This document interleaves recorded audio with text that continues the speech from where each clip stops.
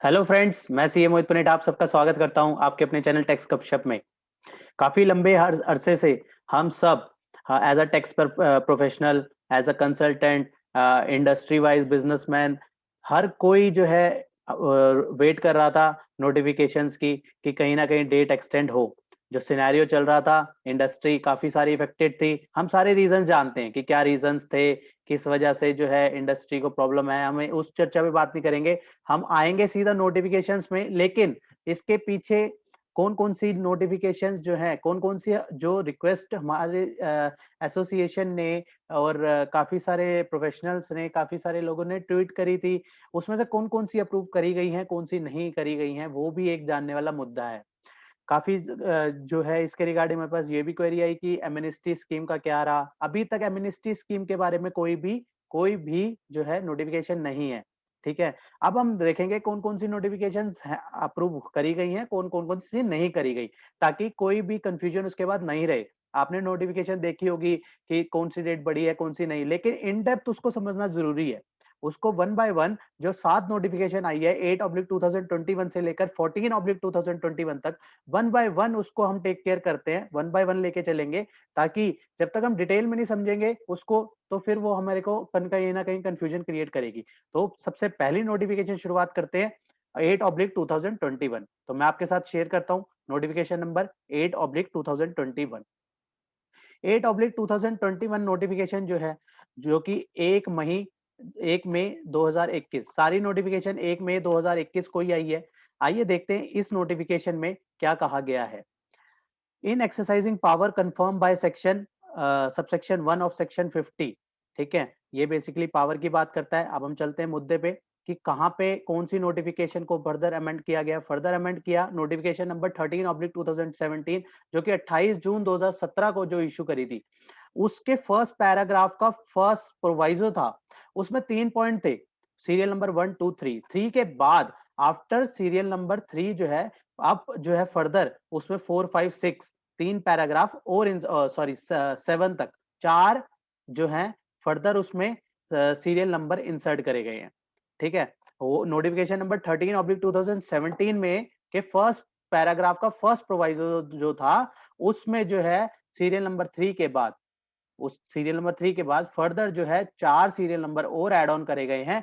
और वो 4 serial number जो मार्च और अप्रैल से जो बिलोंग करते हैं, उसको हम वन बाय वन देखते हैं। वो किस तरीके से, कौन सा सीरियल नंबर जो है कितने परसेंट इंटरेस्ट के बारे में बात कर रहा है। सबसे पहला सीरियल नंबर 4 कहता है tax payer having aggregate turnover more than 5 crore. यहाँ पे वो टैक्स पेयर कवर हो रहे हैं जिसकी टर्नओवर मोर देन 5 करोड़ है। ठीक है, 4 देन 5 करोड़ वाले, ठीक है, यहाँ पे सिर्फ हमें टर्नओवर का ध्यान रखना है। सबसे पहले टर्नओवर देखना है, हमें ये नहीं देखना अभी उसने क्या ऑप्ट किया है क्या नहीं किया। यहाँ पे टर्नओवर मोर देन 5 करोड़ तो ऑब्वियसली मंथली मोड में होंगे। ठीक है, तो वहां पे उसका इंटरेस्ट रेट क्या रहेगा, 9% फॉर द फर्स्ट 15 डेज। ठीक है, जितना उसने डिले किया, उसका जितना उसकी लाइबिलिटी है उस पर 9% इंटरेस्ट रहेगा अगले 15 दिन के लिए। और उसके बाद का जो टाइम पीरियड है उसके ऊपर 18%, बेसिकली 9% की रियायत दी गई है 15 शुरुआत के 15 दिन के लिए। और ये कौन कौन से मंथ को कवर करता है, मार्च और अप्रैल मंथ को जो है ये कवर कर रहा है, सिर्फ 2 अप्रैल, दो मंथ्स को। ठीक है, अभी जो लॉकडाउन से रिलेट करते हैं जो 2 मंथ, उसको ही कवर करके ये नोटिफिकेशन लाई गई है। ठीक है, हमें ध्यान क्या रखना है, मोर देन 5 करोड़। ठीक है, इंटरेस्ट 15 दिन के लिए जो है 9% हो जाएगा। और कौन कौन से पीरियड कवर होंगे, मार्च और अप्रैल 2021। अब हम सेकंड में चलते हैं। सेकंड मतलब सीरियल नंबर 5 में। सीरियल नंबर 5 में कौन से टैक्स पेयर कवर करें, जिनकी टर्नओवर जो है अप टू 5 करोड़ है। ठीक है, अब तो बेसिकली दो पार्टी टर्नओवर पे बाइफरकेट करे जाते हैं, 5 करोड़ से ऊपर वाले, 5 करोड़ से नीचे वाले। अब हम बात कर रहे हैं 5 करोड़ से नीचे वाले, तो उनके लिए पहले 15 दिन के लिए नील, कोई इंटरेस्ट नहीं लगेगा। ठीक है, पहले 15 दिन के लिए उसके लिए कोई इंटरेस्ट नहीं लगेगा। जैसे कि पहले भी हमने देखा था, जब लास्ट ईयर भी इस तरीके की नोटिफिकेशंस आई थी, उसी तरीके की, उसी पैटर्न में ये नोटिफिकेशंस आई हैं। पीरियड को हमें ध्यान में रखना है। यहाँ पे अप टू 5 करोड़ वाले केस में जो है नील, पहले 15 दिन में कोई इंटरेस्ट नहीं, उसके बाद अगले 15 दिन के लिए 9%, फिर जो बाकी बचते हैं बैलेंस पीरियड के लिए 18%। बेसिकली क्या हो गया, पहले 15 दिन कोई इंटरेस्ट रेट नहीं है, अगले 15 दिन मतलब 15 से लेकर 30 दिन तक जो है ना, वहां पे 9% लगेगा। और 30 दिन के बाद जो है उस 30 दिन के बाद कितना 31st डे से जो है लगेगा 18% अकॉर्डिंग। पीरियड वही सेम कवर करता है, मार्च और अप्रैल मंथ ही इसमें भी कवर करता है। अब हम करते हैं अगले सीरियल नंबर की बात, जो कि अप टू 6, यहाँ पे भी पीरियड क्या है, अप टू 5 करोड़ ही है, लेकिन यहाँ पे कौन सा केस है, यहाँ पे है proviso, under proviso to section subsection 1 of section 39। यहाँ पे प्रोवाइजो वाले जो क्वार्टरली स्कीम में आ जाते हैं वो उनकी बात करी गई है। तो क्वार्टरली वाले और जो बिलो 5 करोड़ है मंथली वाले, जो बिलो 5 करोड़ मंथली वाले हैं उसकी हमने अभी बात करी पॉइंट नंबर 5 पे। अब हम जो बेसिकली क्यूआरएमपी स्कीम के अंदर आ रहे हैं उसकी बात अब हम कर रहे हैं, वो प्रोवाइजो के अंदर फॉल करते हैं, प्रोवाइजो के अंदर फॉल करते हैं वो वाले केसेस, ठीक है, जहां पे जिनकी जो है सेम तरीका है उस पे भी, वहां पे भी, यहाँ पे मैं मार्क कर देता हूं कि प्रोवाइजो टू सेक्शन 39(1), ठीक है, यहाँ पे प्रोवाइजो टू सेक्शन 39(1) था, और वहां पे जो हमने बात करी थी पिछले वाले पे, वहां पे था सेक्शन 39(1). अब क्लियर हो गया होगा कि 5th और 6th पॉइंट में क्या है, क्या फर्क है।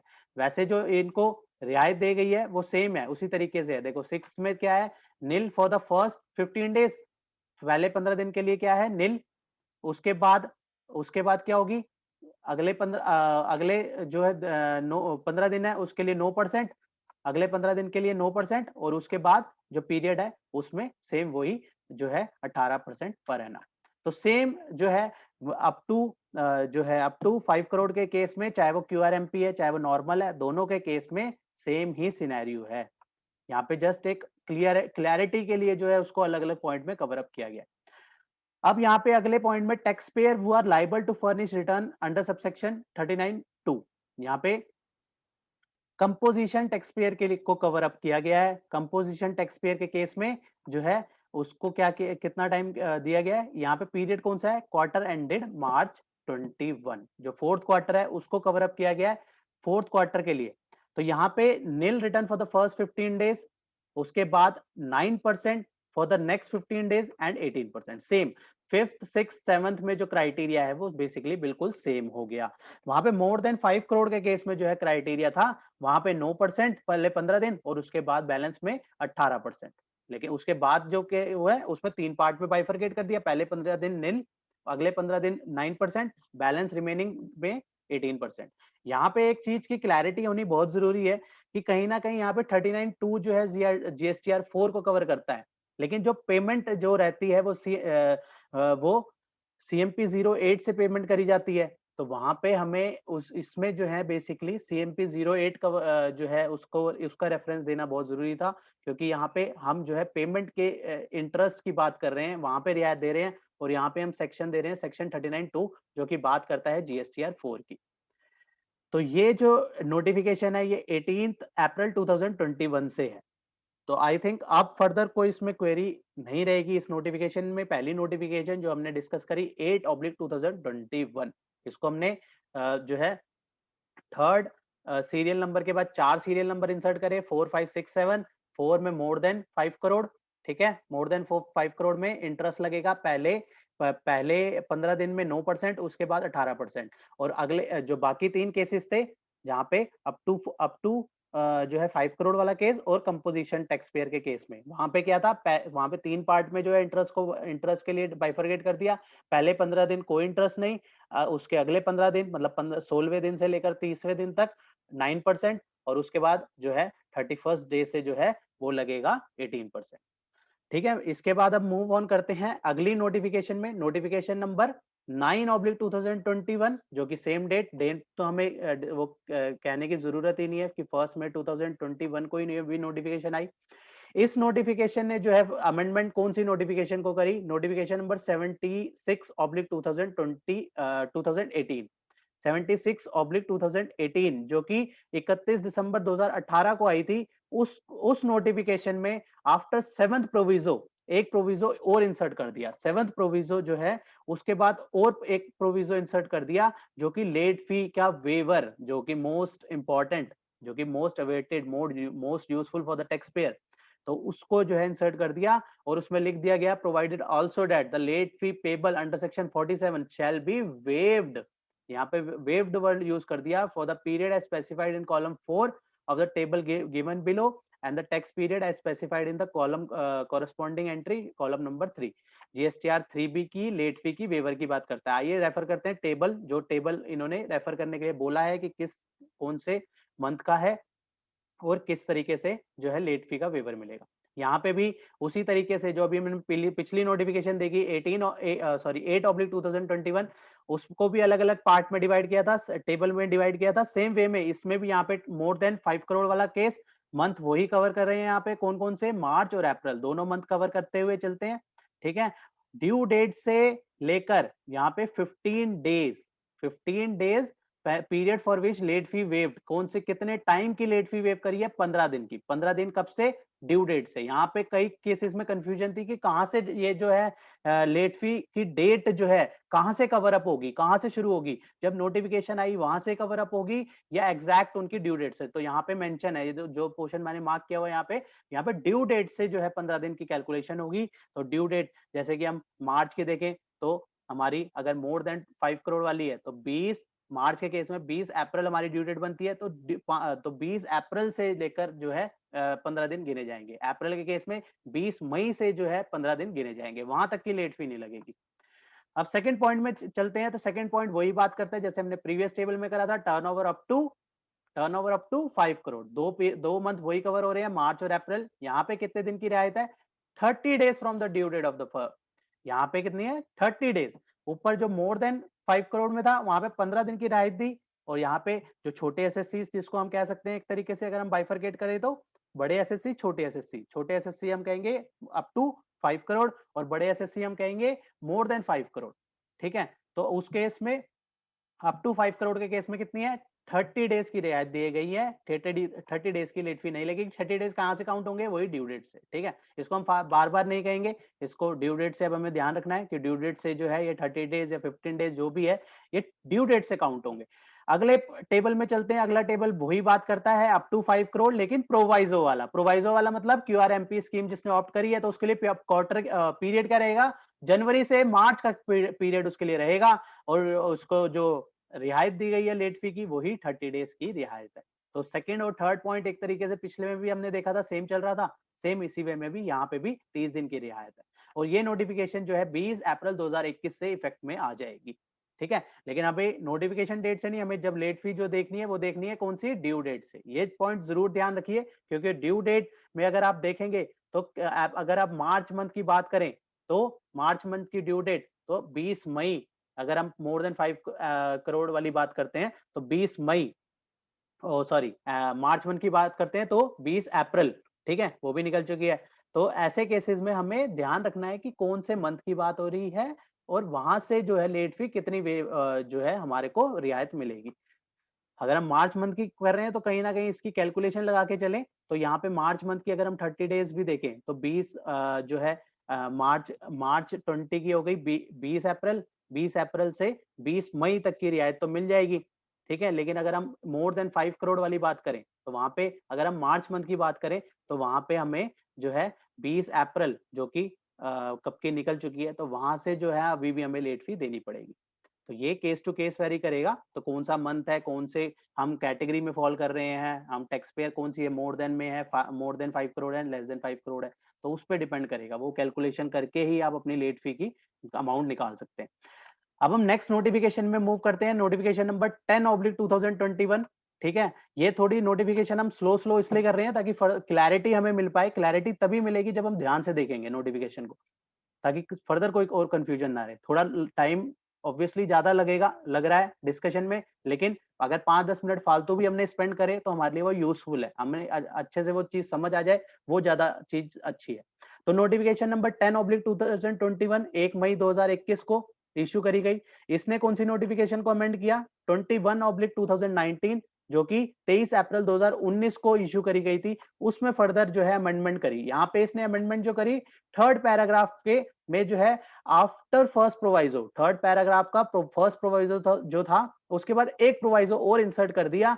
और उस प्रोवाइजो में जीएसटीआर 4 जो कि काफी ज्यादा चर्चित में रही है अभी पीछे, क्योंकि 30 अप्रैल उसकी लास्ट डेट थी, तो काफी ज्यादा इसकी एक्सटेंशन की भी डिमांड करी गई, तो उसको भी फर्दर कब तक कर दिया गया, 31 मई 2021 तक।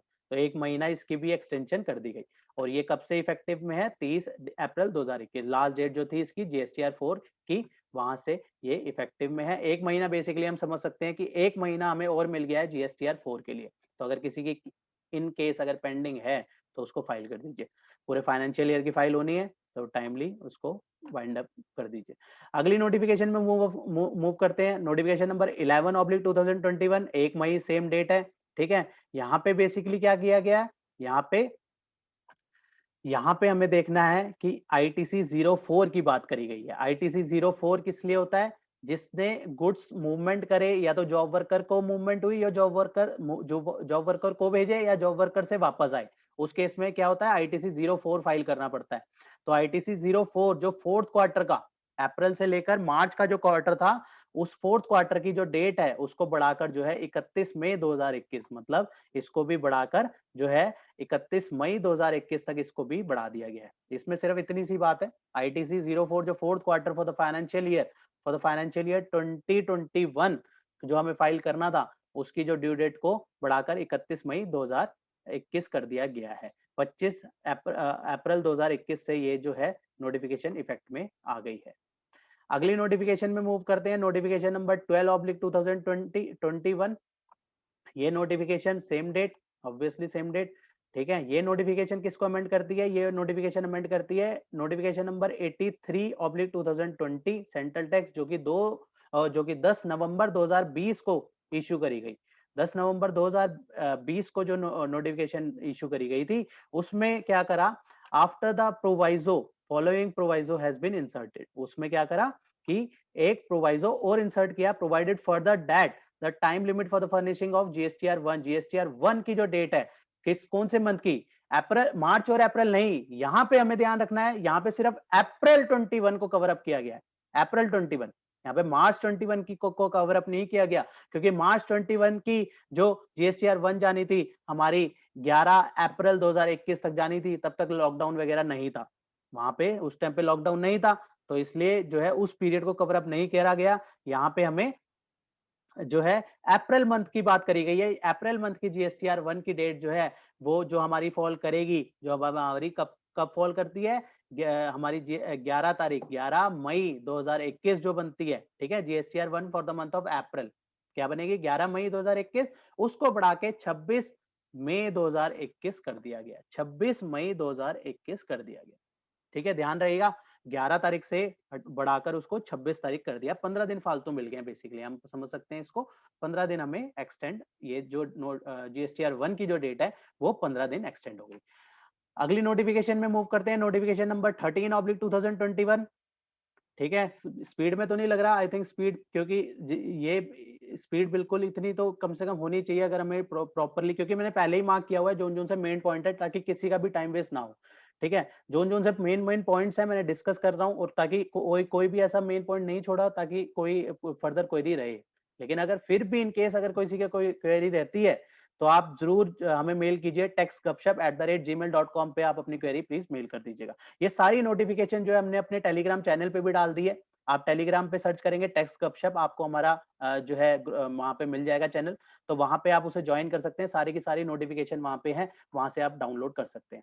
नोटिफिकेशन नंबर 13/2021, 1 मई 2021 को जो है इशू करी गई। इस नोटिफिकेशन में क्या करा, इसमें रूल 36(4) जो हमें 5% के को का एक्सेस वो आईटीसी अलाउड करने के लिए देता है, हमें सबको पता है रूल 36(4) क्या है। इसमें बेसिकली क्या कहा गया है, इसमें इन sub rule is in rules 36(4) after the proviso has been inserted, first proviso के बाद सेकंड प्रोवाइजो ऐड करा गया। सेकंड प्रोवाइजो कहता है प्रोवाइडेड फर्दर दैट, यहाँ पे बेसिकली मैं वैसे समझा देता हूँ, अप्रैल और मई का, जैसे हमने लास्ट ईयर देखा था कोविड के टाइम से, फरवरी से लेकर जो है हमारा जुलाई तक की एडजस्टमेंट, जो है अगस्त तक की, सॉरी, जो फरवरी से लेकर अगस्त तक की एडजस्टमेंट जो है क्यूमुलेटिव बेसिस पे सितंबर मंथ में कवर अप करने के लिए कहा गया था। सेम वे पे यहाँ पे 2 मंथ कवर अप करे गए हैं। अप्रैल और मई की जो हम रूल 36(4) का कंप्लायंस देखेंगे वो 2 मंथ का क्यूमुलेटिव बेसिस पे देखेंगे। जो हमें आईटीसी क्लेम करना है, अप्रैल और मई का 2 मंथ का क्यूमुलेटिव बेसिस पे देखना है। जैसे हमने लास्ट ईयर, अगर आपको नोटिफिकेशन लास्ट ईयर वाली ध्यान है, हमने बहुत डिटेल में डिस्कशन करी थी, वो नोटिफिकेशन ध्यान है तो ये बहुत ही इजीली समझ आ जाएगा। यहाँ पे जैसे हम बेसिकली हर महीने कैलकुलेट करते हैं ना, रूल 36(4) देखते हैं, ठीक है, तो सेम वे में हमें इसमें बेसिकली इन 2 महीने में क्यूमुलेटिव बेसिस पे देखना है, ठीक है। तो अप्रैल और मई की जो जीएसटीआर 3B में जो है हम क्यूमुलेटिव बेसिस पे रूल 36(4) देखेंगे। यहाँ पे वही बात लिखी हुई है, cumulative adjustment of the ITC for the said month in according with the condition above. तो रूल 36(4) की जो कंडीशन होती है वो 2 मंथ की इकट्ठे लगेगी। और फर्दर यहाँ पे रूल 59(2) में जो है उसमें एक प्रोवाइजो इंसर्ट करा गया है। रूल 59(2) में एक प्रोवाइजो इंसर्ट करा गया है, और उस प्रोवाइजो में क्या कहा गया है, उसमें कोई प्रोवाइजो नहीं था। रूल 59(2) में एक प्रोवाइजो ऐड किया गया है। ऊपर वाले में क्या था, प्रोवाइजो, सेकंड प्रोवाइजो ऐड किया गया था रूल 36(4) में। यहाँ पे 59(2) में जो है नया प्रोवाइजो ऐड किया गया है, कोई प्रोवाइजो नहीं था वहां पे। तो वो प्रोवाइजो कहता है, आईएफएफ की बात करता है, जो आईएफएफ हमें कब तक अप्रैल की भरनी होती है, 13 मई तक। आईएफएफ की क्या डेट है, 13, अगले महीने की 13 तारीख। तो 13 से बढ़ाकर उसको 28 तारीख, 13 तारीख से बढ़ाकर उसको 28 तारीख, तो बेसिकली हम इसमें भी कह सकते हैं कि 15 दिन की हमें यहाँ पे भी एक्सटेंशन मिल गई। जैसे जीएसटीआर 1 में एक्सटेंशन मिली 15 दिन की, यहाँ पे भी आईएफएफ में भी 15 दिन की एक्सटेंशन मिल गई सेम वे में, क्योंकि एक ही पैरेलल चीजें हैं दोनों, एक ही तरीके की चीजें। बस जीएसटीआर 1 जो मंथली मोड है वो जीएसटीआर 1 फाइल करेगा, जो क्वार्टरली मोड वाला बंदा है वो आईएफएफ फाइल करेगा, ठीक है ना। तो बेसिकली सही बात है बिल्कुल, वहां पे भी हमें 15 दिन की एक्सटेंशन मिली, यहाँ पे भी 15 दिन की एक्सटेंशन मिली।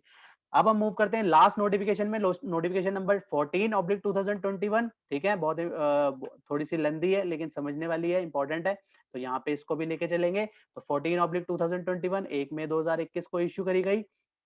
इस नोटिफिकेशन में in the view of spread of the कोविड-19 पेंडेमिक, यहाँ पे बेसिकली क्या गया, where end time limit for the completion of compliance of any action by authority या बाय एनी पर्सन, चाहे वो डिपार्टमेंट साइड से हो चाहे वो किसी इंडिविजुअल साइड से हो, ठीक है। Time for the completion of any action, कोई उसने एक्शन लेना है, कम डिपार्टमेंट ने कोई एक्शन लेना है, किसी पर्सन ने कोई रिस्पॉन्स वगैरह करना है, तो अगर वो टाइम पीरियड 15 अप्रैल 2021 से लेकर 30 मई 2021 के बीच में फॉल करता है, वो पीरियड जो है वो, तो ऐसे केसेस में उसकी डेट एक्सटेंड करके 31 मई 2021 कर दी गई। और साथ में इंक्लूड करेगा ये जो कंप्लायंस और कंप्लीशन की बात करी गई है, यहाँ पे इंक्लूड होगा compliance, completion of any proceeding, passing any order, कोई लगा लो डिपार्टमेंट ने कोई ऑर्डर पास करना है, कोई notice, intimation, notification, sanction, approval, ये कोई भी एक्शन है इस तरीके का, ठीक है, चाहे वो अथॉरिटी ने, चाहे वो कमीशन लेवल पे, चाहे ट्रिब्यूनल ने इशू करना है, तो वहां पे जो है ये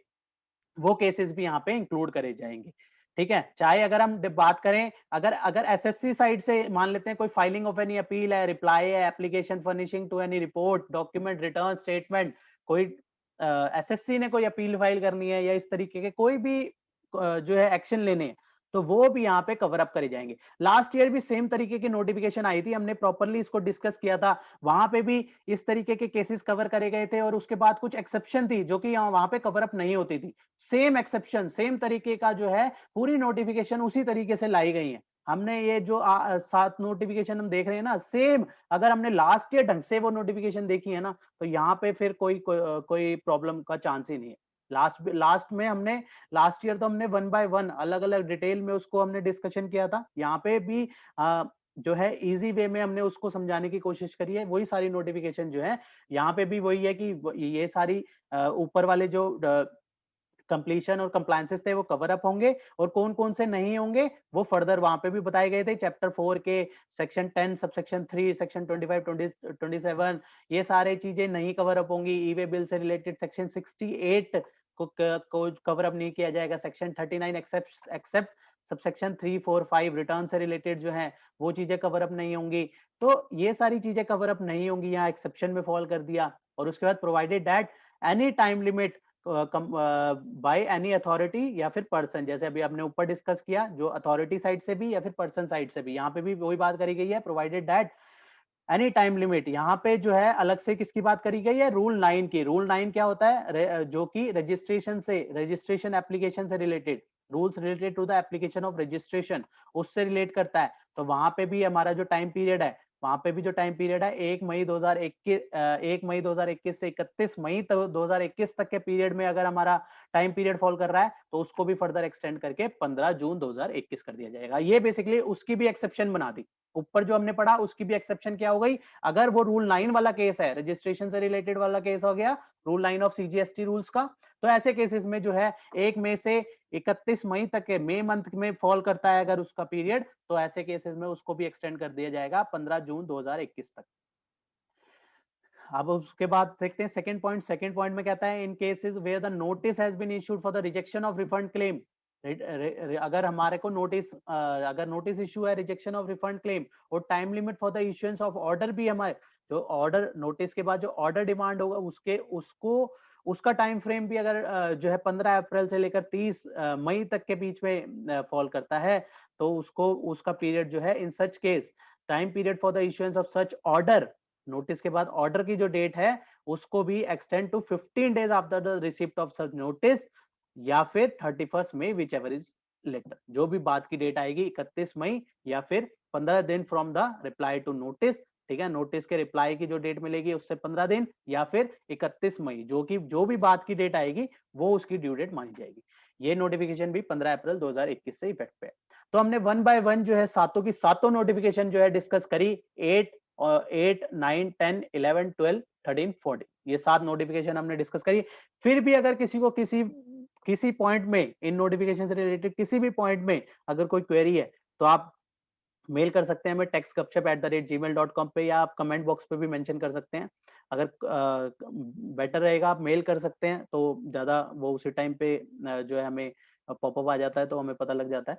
तो वो तो इस ये सारी नोटिफिकेशन हमने टेलीग्राम चैनल पे भी डाल दी है, आप वहां से डाउनलोड कर सकते हैं सारी की सारी नोटिफिकेशन। फर्दर कोई वो है डाउट है तो प्लीज आप पूछेगा।